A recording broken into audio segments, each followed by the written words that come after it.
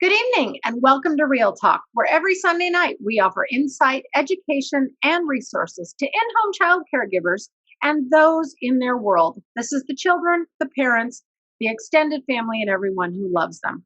Our goal is to offer real life topics and learning through discussing real issues and offering real solutions.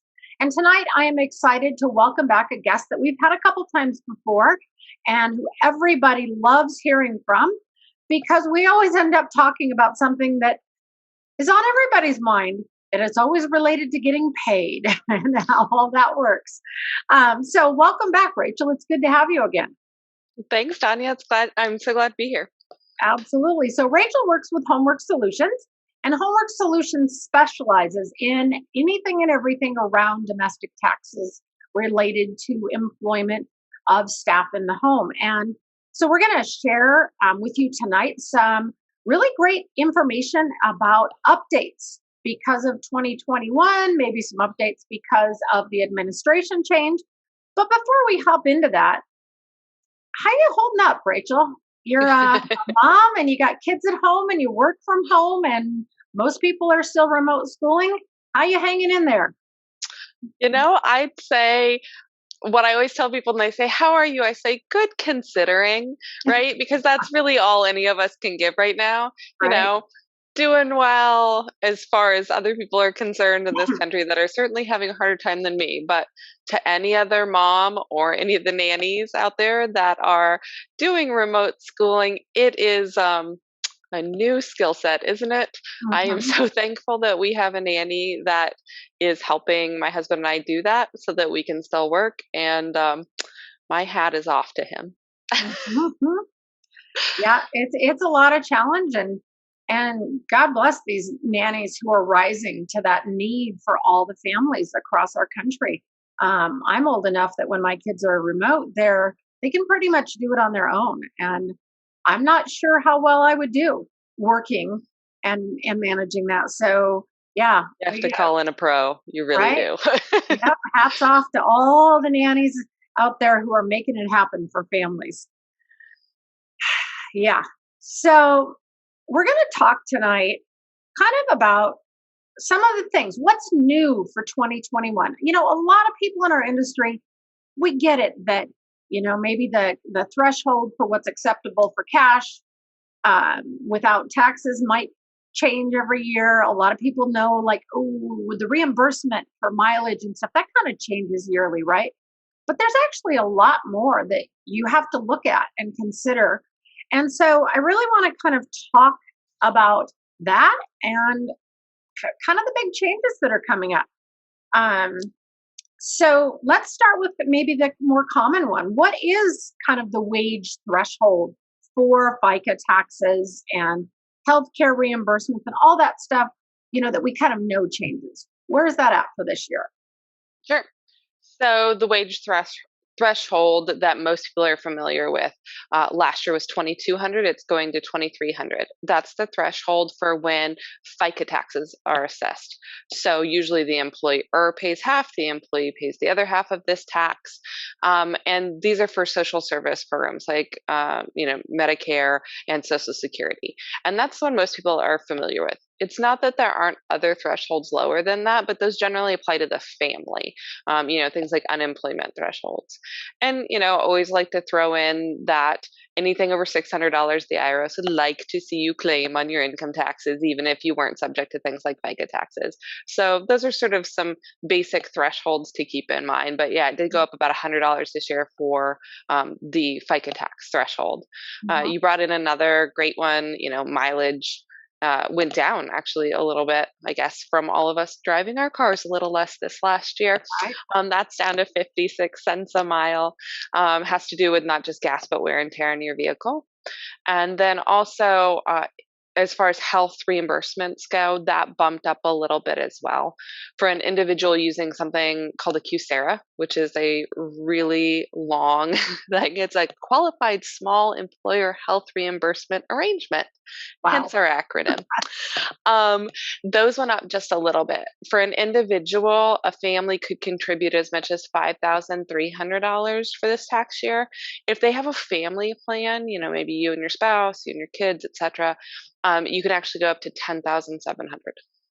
that the employer can contribute towards that. Right, that's still tax advantaged. And it's not to say an employer couldn't contribute 15,000, but Mm-hmm. it's only tax advantaged up to that amount, meaning payroll taxes aren't assessed on that. If you go above it, it doesn't prohibit an employer from doing that, but anything above that gets taxed, just like the gas reimbursement, the Mm-hmm. mileage reimbursement.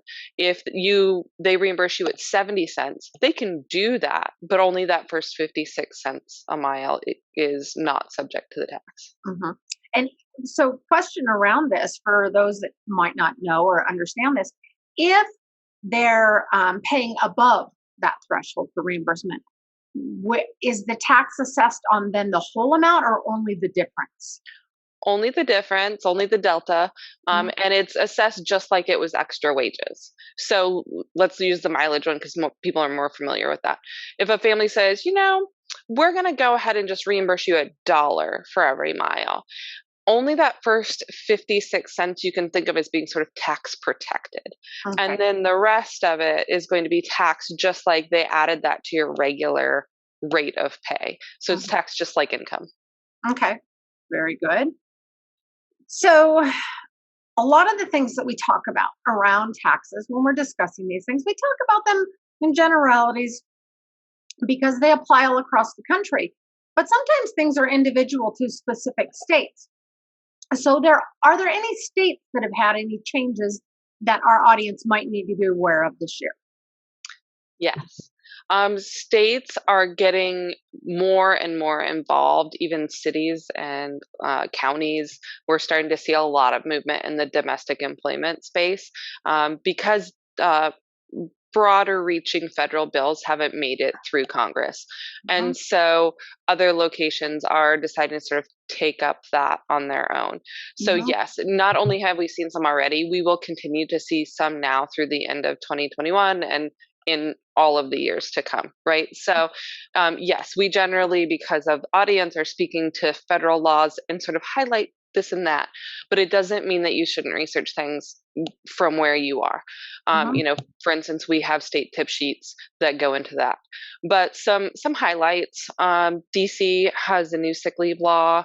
Um, we don't need to get into specifics exactly on any of these, but just to sort of make you think in that direction. Massachusetts, now you can use what they've been working on as the paid family medical leave. So for about a year, employees in Massachusetts paid into this pool, this bucket, if you will, and now they're able to start taking leave and pulling out of that. We're seeing things in California more at the city level on making sick leave more mandatory, like FFCRA in 2020. I'm seeing bills floating around in Virginia, New Mexico for required family leave that haven't gotten through the legislature yet. But, you can see that there's a lot of movement in these areas, and there will continue to be. Mhm. Yeah, a friend of mine mentioned something about Washington State having some new options in that arena as well. Yeah, Um, Seattle passed a bill last year, Philly passed a bill. They tend to be sort of domestic workers' bills of rights, those sort of things. That, like I said, if they can't pass them through at the federal, they try at the state. If they can't get at the state, they try at a smaller location, county or city. So I think this is definitely the direction the industry is moving, which is great, right? People like you and like us have been advocating for this for countless numbers of years. mhm, absolutely. Talk to us about some of the other things that maybe are changing on a federal level. Has our new president made any changes that would potentially affect people? Yes, I think again that this will be a dynamic year in that arena, just given the way things have come out in the elections. One of the things is about, a few weeks ago, Biden signed an executive order that put into place an open enrollment period that wasn't typical so that people could go on the exchanges and get health insurance. Now, you could always go on there if you had a qualifying life event, right? You had a baby, you got a new job, whatever the scenario might be, you could tick this little box and say, oh, but I have had a qualifying life event. You need to let me come on here and buy. But the pandemic, people said, listen, I didn't know this was going to be a qualifying life event, right? A pandemic hit. I didn't go have a new baby. I didn't get married. I didn't start a new job, but I've realized how important it is to have this coverage. And I want to buy outside of the open enrollment period that's typically in the fall. So he signed an executive order putting into place that for about 3 months, there's going to be open enrollment again for people that want to go on and purchase health insurance through the exchange, through the marketplace. It looks like it's going to start on Monday, February 15th, and roll through May 15th. So, they will probably that first day isn't the day I'd hit it. I'd probably go a little later that week after they've worked out the hiccups. Certainly, we've seen government websites from the get-go of the pandemic be overwhelmed, and then they're unavailable, and certainly that's frustrating. So, pace yourself, go to an off time if you're going to do one of these programs, whether it's looking for your stimulus or it's looking for health insurance, go later at night, go first thing in the morning to these websites. You'll often be able to get in when you can't in the middle of the day. Great. And how would that affect somebody who's been unemployed this year? Is that something where if they're looking for health insurance, they can do that at that point also? Yeah, so you can go on there whether you're employed or unemployed. That doesn't matter. It's really just a private purchase. I hate to use that term exactly because it's not like going to a store and buying something, but it's really just a transactional purchase for your health insurance in that respect. They do gather information, and you are eligible potentially for subsidies if you don't make as much money as they've deemed as a cutoff point and things like that. Just know that those things all, if they change, then all of a sudden you are employed, or you start a new job that's considerably different, or maybe you work less, right? Maybe you've decided to take the kids out of school part-time or something. Know that you should keep up to date with those changes because they ultimately will affect things. If you've taken a subsidy and then really on your taxes you realize you weren't due the subsidy because you got the health insurance when you were unemployed, and 2 weeks later you got a job, right? Basically, there's the ability to pay back that subsidy. So there are mechanisms in place that will help you keep track of those things. Also, just because we're talking about unemployment in this section, I would just mention that a lot of people have been surprised that unemployment benefits are taxable income. So just keep that in mind. When you apply for unemployment, there is a little box where you can say, yes, please tax this for me. And it's just taxed like it would be if you had a job, right? Removed from your pay before you get it. But if you didn't check that box, just keep in the back of your mind that you are incurring taxes on that income just like anything else. That's a great point because I think a lot of people don't know that either because they've never filed for unemployment, or maybe if there's somebody like me, it's been over 20 years since I filed for unemployment. I don't even know if that was an option then or not. So Right. even if it's been a while, a good reminder for sure. Absolutely. So, what about any other kind of reimbursements? Like, I know that sometimes people get stipends for education or things around that. Is there anything that's affected in that arena? Yeah, there are lots of great ways that you can get other, we'll call them fringe benefits from employers Mhm. that you can ask to have included in your contract or use as tools during negotiations for raises and bonuses and those sort of things. The reason these come up so often is they are tax advantaged, right? Just like the gas reimbursement, the healthcare reimbursement. So it makes those dollars go farther if your employer will reimburse you for, say, whether it's mileage or health insurance, or maybe it's for education, right? Those dollars feel like they go a little further because you're not taxed on them in the same way that you are if it's income. So some of them changed, some of them didn't. So I'll just list off some of the sort of key ones. Transportation and parking, $270 a month. Let's see, education is $5,250 a year. Cell phone is less of a number, it's more of a theory. And what I mean is they say it has to be a reasonable percentage of your cell phone bill. So, if you're working 20 hours a week versus 60 hours a week, that percentage is going to be different. Are you expected to have your cell phone on you all the time? Are you expected to answer outside of hours questions, those sort of things. Really, that's more of something you need to assess per job. But just know that you would have to be able to defend it in a court of law with a straight face, basically, is what we always tell people. Could you say, yeah, really, 80% of my cell phone I needed for work? Okay, that's a great thing to know in terms of that for sure. What about things? We're seeing a lot of changes in our industry around some of the laws around employment. There's getting to be better clarification in our industry about questions that agencies can ask versus families, that sort of thing. Is there anything that is coming up in that arena at all that we should know about? Yeah, you're seeing a lot of movement and what they're calling ban the box campaigns, especially at the state level, sometimes at the local level. But it's asking questions that they think provide unfair information that aren't really applicable to the job at hand that you're applying for. Mhm, So it's things like, a few years ago, we saw a lot of this on whether or not you had a misdemeanor or a felony in your past, mhm, because this box made it where it could have been 40 years ago, right? And it could have mhm. been something that your current employer wouldn't have thought was any big deal, right? Especially 40 years ago.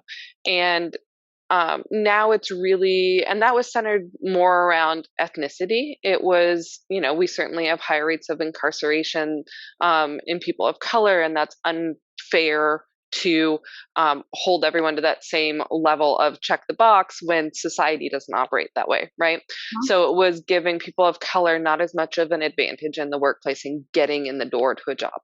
So they banned those years ago. And so some people may be familiar with those news stories. Now we're seeing ones that really apply more to women. And that tends to be salary requests. What were you paid at your last job?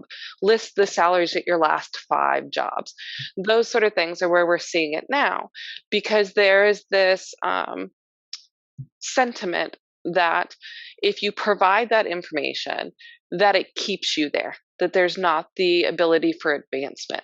Yeah, I might have been paid, I'm going to make up numbers, $50,000 at my last job. But I'm a different person than I was when I started my last job. I've gotten more education, I've done whatever. And so rather than focus on how I'm qualified for this job, it makes the employer potentially focus on something that is out of date and irrelevant to the position I'm applying for. So they have, you're starting to see motion there as well. And so when we talk about those questions, and let's just focus on that one specifically, since it's current, hmm is is that something that applies to agencies, or is that something that is applying to families also? It depends on the legislation. You should always check the legislation that applies to your area. In the NCS world, too, keep in mind that your workplace might not be where you live. Mhm, If you live in Arizona and you're working in California, generally speaking, the workplace defines the labor laws. mhm, So you want to focus on that location. So don't think, oh, well, I know my market and that must apply everywhere. This is where you get in trouble sometimes with using generalities, is some of these are more nuanced because they aren't at the federal level. So you never want to say, oh, well, I'm an NCS in Colorado and I know my area well, so I know how to work anywhere in this country. That might not be true, right? Because you might go to New York City that has a different labor law, or you might go to California, those sort of things. So definitely check, and especially as dynamic as this issue is right now, I wouldn't just check once this year. If you're going to go to a different location from one that you're familiar with, I would check each time this year. I see this getting more and more dynamic. So I would check to see if it applies to one marker in household employment. Is often you'll see these laws written where they only apply to people who are employing more than 10 employees. So in that case, usually the agency is subject to it because it says 10 employees or an employment agency, usually is how the law is written.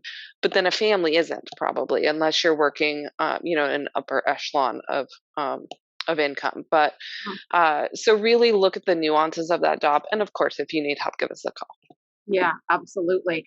And that is something that I got to say, just before I ask my next question, to say thank you that you guys are always such an amazing resource to our Sure. industry and always willing to help and answer questions. Absolutely. Education is a mission of ours, and it's something everyone who works here takes seriously. Mhm. We believe the rising tide lifts all ships, right? The Mhm. more we all know, the better we all are. Yeah, no, it's fabulous. It's such a great resource for our industry to have. So, related to these questions, you said check your laws in your city or your state or your county, because at this point, this isn't a federal thing. I know the next question, so I'm totally going to put you on the spot here. But the next question that people are going to have is where? Where do I check my laws? Or how do I check my laws? Sure, depends on what we're talking about. If I'm seeing a lot of questions right now saying, how do I know if I fall into a better group for vaccination because I work with children, right? So, like, that is county health, right? Mhm. Because that's who's administering that shot, right, for vaccination. So you need to stop and think, who would be the sort of regulating body, right? If it's health stuff, probably county. People, we always hear about county health departments, right? That's where you want to go for that sort of thing. If it's labor law, I would say start with your city, start small, go big on things that are nuanced like this. Obviously, we all know overtime laws and things that are at the federal level. So I would start little if it's a small issue, a nuanced issue, and I would start by looking at your city level, especially if you're in a more liberal leaning state. And then say, okay, I didn't see anything that talked about it city. Um, County is less comes into play if it's not health related. It usually if it's labor law, it's usually city, state, fed. And so you can work either small to big or big to little. But I would say, usually in the kind of thing that we're talking about here, a smaller, nuanced law, I would start small. Mhm. And it can start as simple as a Google search, right? Labor laws for city of blah.